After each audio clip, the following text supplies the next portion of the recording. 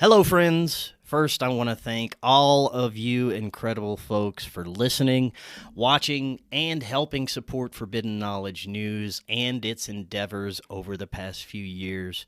This has been an incredible journey so far. If you would have told me even a couple of years ago that I would have produced a full-length feature film that was picked up by streaming platforms, I might have thought you were practicing for your stand-up gig. But here we are, and we are now starting production on Film 2, Doorways of Perception. We need your help.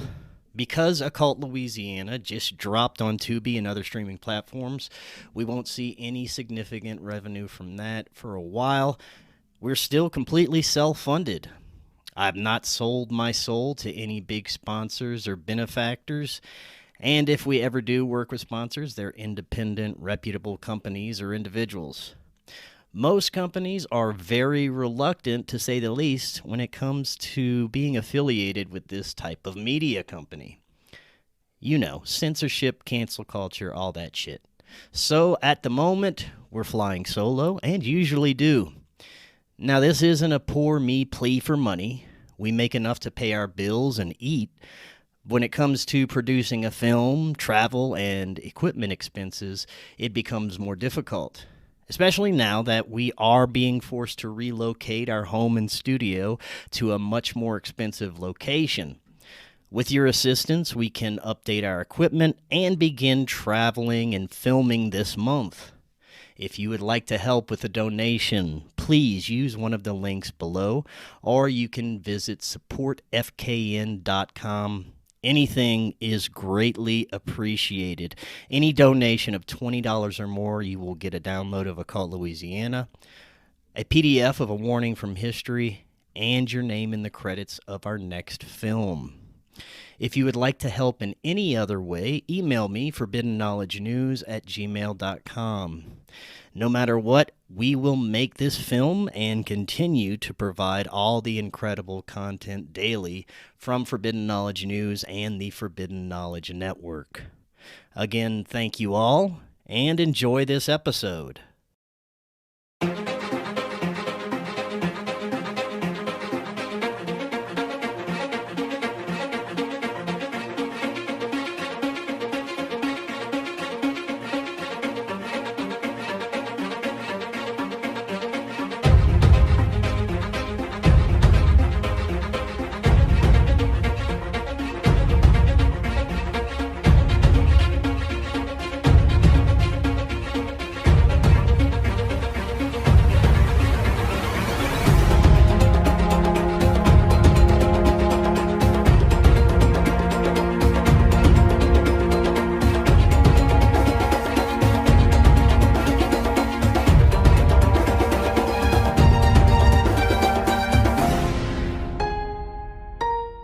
Welcome back to Forbidden Knowledge News. I'm your host, Chris Matthew. Today my guest is Mike Sygula.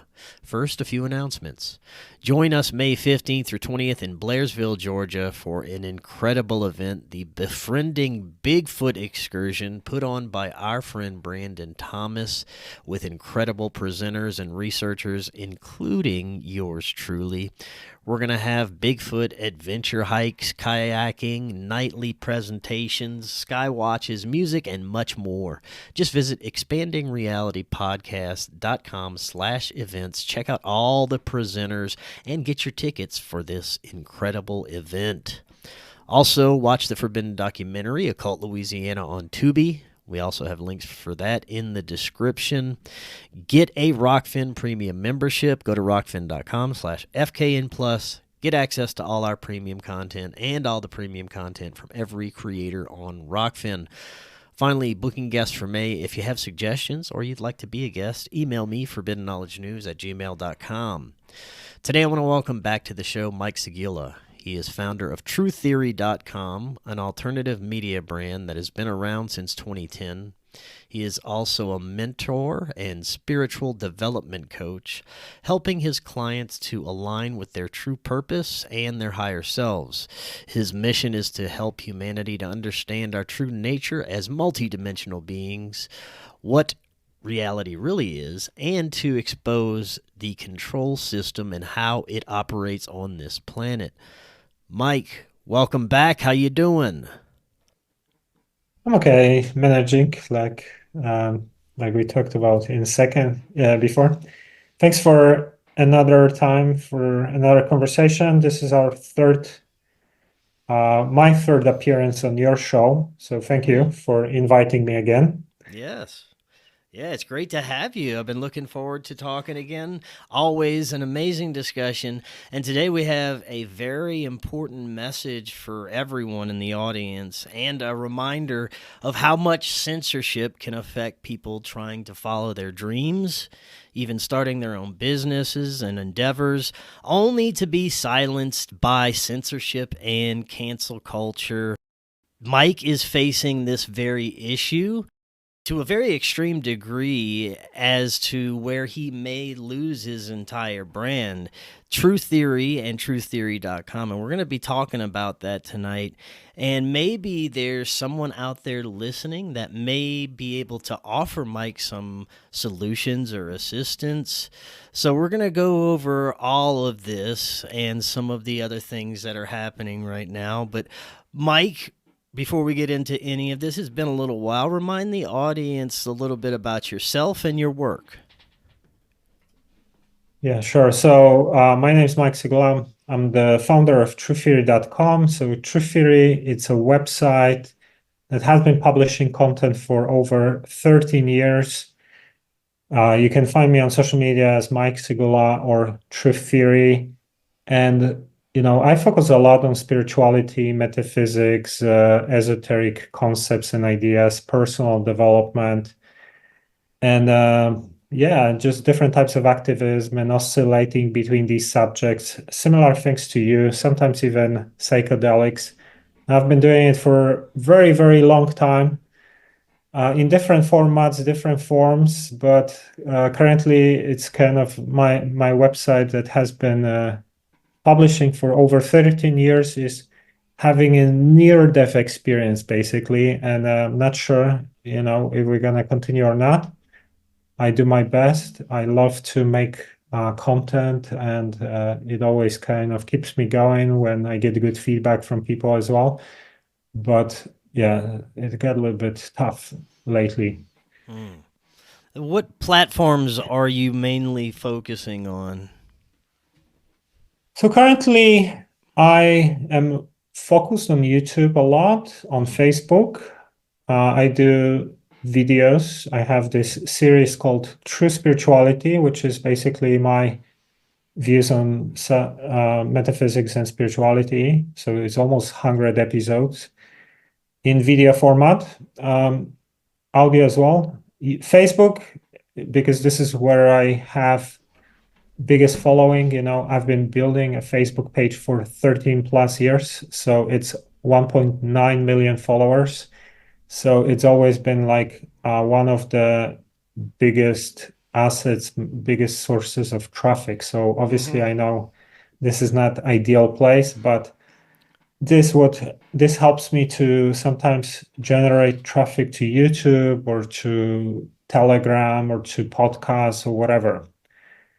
Yeah, Yeah. so this is so an Well, what important thing. unfortunately what's happened with these big platforms like YouTube and Facebook, and I saw the writing on the wall a long time ago and did my best to get everyone to listen on a podcast platform as opposed to go to Facebook. And eventually I got canceled from YouTube completely. I had to restart a few months ago fresh, and I'm only putting up short 5-10 minute clips up there, and we're barely even, I think we just hit maybe 700-800 subscribers on there. So there again, I believe the algorithm picked up that it is indeed the same show, and we're putting out the same quote unquote dangerous content that gets people thinking, and they're censoring us again on YouTube. And Facebook is very interesting what's happened on there. My personal Facebook page, me as a person, Chris Matthew, seems to have pretty solid interaction with it and things like that. And so I use that I transitioned that to where I'm promoting a lot of my stuff because it seems that they're Mhm. not really attacking my personal Facebook page, so I'm able to get a lot of stuff out there.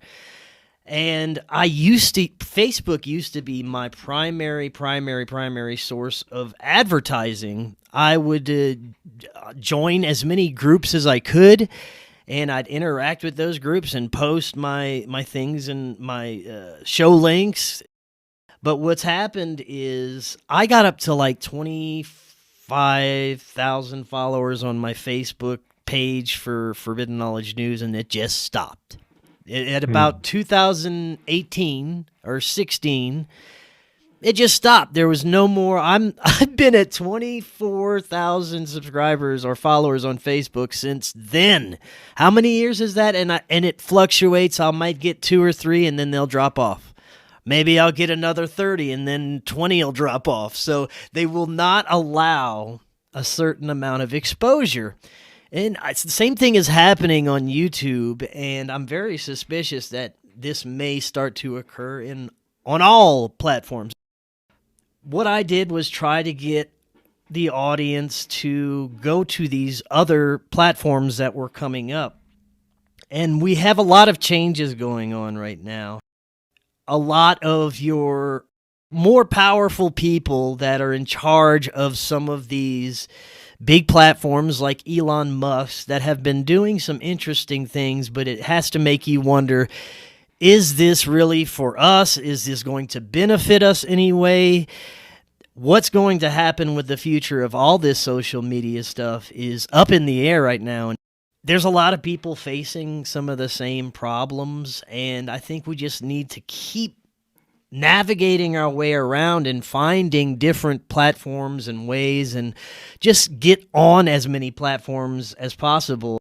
You very well know how difficult that is on a daily basis to post all your stuff to this many platforms, especially if you don't have anybody working for you that's doing that stuff. So we're in a very interesting place with all that, and censorship it doesn't seem to be quite going anywhere yet.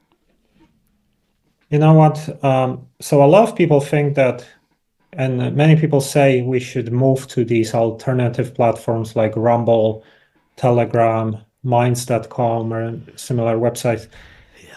And first of all, like I've been promoting these websites for years. You know, I have like maybe 10,000 people on Telegram, and I pushed my Telegram channel for a couple of years through like this massive Facebook page and things like that. I tried to push Minds.com, Steemit in the past, Rumble, all these things, but people are pretty lazy when it gets to moving to new You're right. platforms Yes, they are. because people are used to like come every day and scroll on Instagram and Facebook, and they have all their connections there and everything, and it's easy. They understand how to use it. Yeah. So when you ask someone to start a new profile on some other website, people are pretty lazy. That's one thing. The second thing is that a lot of these platforms are very small compared to the big ones. So, like Facebook gets billions of views. Rumble probably doesn't get few millions, something like that. So they don't even get 0.1% of the traffic and attention. Mm-hmm. They are obviously not massive companies with big budgets. So everything is slower. You go to YouTube, you can upload video 10 times faster than you go to Rumble. So there are a lot of aspects to it. It's a little bit like, you have a choice to go support a farmer or to a supermarket where it's cheaper and you're gonna buy everything Yeah. in one place. And a lot of people prefer the latter, But even if, let's say, we would popularize these places and all this stuff, there is a very, very worrying trend happening at the moment. And I see a lot of people, even in our community, don't see what's going on. So, for example, in China, the way they censor internet is that one of their methods is that the hosting companies, the companies that host websites, the server companies, basically, they are responsible for making sure that none of the websites that use their services is publishing forbidden content, because in China there is a very strict law about what content can be published, right? They are very seriously censoring everything. So for the government, because it would be impossible to monitor the whole internet in China, or thousands of websites, millions of websites, the method that they use, one of the methods, because there are many, they actually tell the hosting company that hosts all the websites, you gotta check what's going on in your backyard. If you're not gonna remove or ban the websites that are, spreading ideas that we don't like, you're gonna get fined, or you're gonna go to jail, or you're gonna be in trouble. So now the same trick, the same technique I see is being implemented in other places. So in EU, they have something, I think it's called Digital Services Act. Mhm. So this is like, it's a kind of legislation that talks about internet safety, and eliminating harmful content, and then misinformation, right? Targeting misinformation. So what started happening, the way they are using that, the EU, is that they say, okay, Facebook is, you can find a lot of misinformation on Facebook about the Israeli conflict. And now the EU says you have 24 hours to remove that from your platform, or you're going to get fined a lot of money. So it's exactly the same technique as in China, where they not going to be monitoring every person on social media or whatever. They just going to blame the company that they are not taking care of their own followers who are spreading misinformation. So now it's in Facebook's interest to make sure that no one is posting whatever the EU thinks is misinformation. And imagine how dangerous this is, because you can say, okay, we're going to go to Rumble, but Rumble is still operating within laws of European Union, and they can say the same thing to Rumble, to Telegram, to any other company, right? So it's basically, it won't matter if the more they're going to start implementing that, the more it won't really matter if you have alternative platforms or not. It's going to be which jurisdiction it's in. So it's kind of the same trick, really. Just and they obviously say this is to protect you from misinformation. But think about now, who decides what is misinformation, right? Because this is a very vague statement. If you think about it, everything that is kind of not agreeing with the mainstream narrative is labeled as misinformation, right? So I experienced that a lot when I would talk about something that was contradicted to the narrative, and then I would get censored. But just to give you an example why this kind of thinking is really dangerous.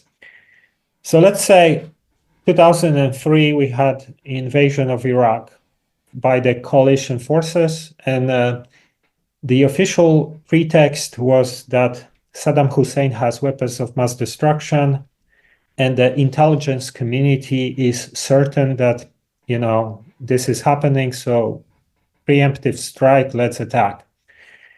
Now, if you would have this situation now, and you and me would start questioning that, and we would maybe start finding evidence that contradicts that would say that maybe this is a pretext for invasion and not actually, they don't have real evidence for that, we would get labeled as people who spread misinformation, because you don't question